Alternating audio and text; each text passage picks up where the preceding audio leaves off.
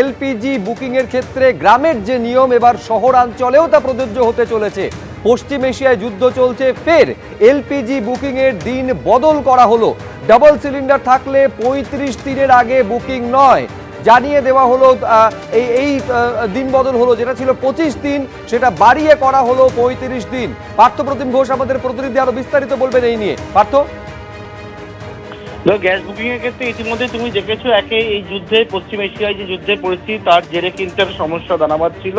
এবারে যে বিষয়টা ডিস্ট্রিবিউটর জানাচ্ছেন তাদেরকে জানিয়ে দেওয়া হয়েছে এই গ্যাস বুকিং এ কিন্তু আরো সময় বাড়ানো হলো এবং সেক্ষেত্রে যাদের বাড়িতে সিঙ্গেল অর্থাৎ একটা সিলিন্ডার রয়েছে তারা গ্যাস বুকিং এর পর 25 দিন পর একটা গ্যাপ কিন্তু ম্যান্ডেটরি করা হলো। অর্থাৎ যাদের বাড়িতে সিঙ্গেল সিলিন্ডার রয়েছে, এর আগে তুমি জানো যে সিঙ্গেল এবং ডাবল সিলিন্ডারের ক্ষেত্রে প্রথমে 21 দিন, তার পরবর্তীকালে 25 দিন কিন্তু কলকাতার ক্ষেত্রে গ্যাপটা করা হয়েছিল।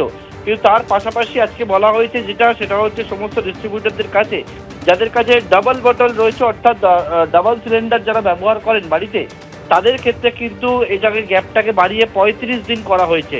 অর্থাৎ কোনো একটা সিলিন্ডার বুকিং করার পর 35 দিন পরে কিন্তু আবার সিলিন্ডার বুকিং করতে পারবে, তার মাঝে পারবে না।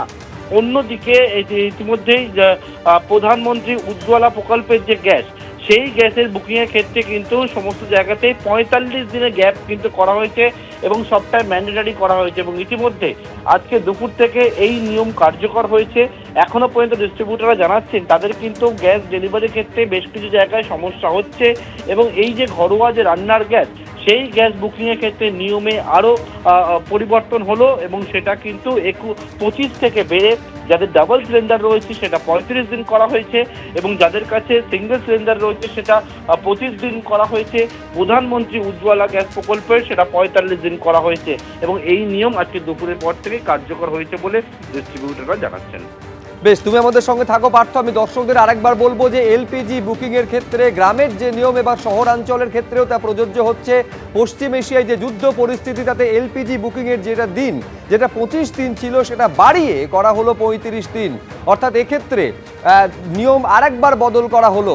উজ্জ্বলা প্রকল্পের ক্ষেত্রে 45 দিনের আগে বুকিং নয়, তার মানে পার্থ 3 দফায় দিনটা পরিবর্তন হলো। 21 দিন থেকে বেড়ে সেটা হলো 25 দিন, 25 দিন থেকে বেড়ে সেটা হলো 35 দিন।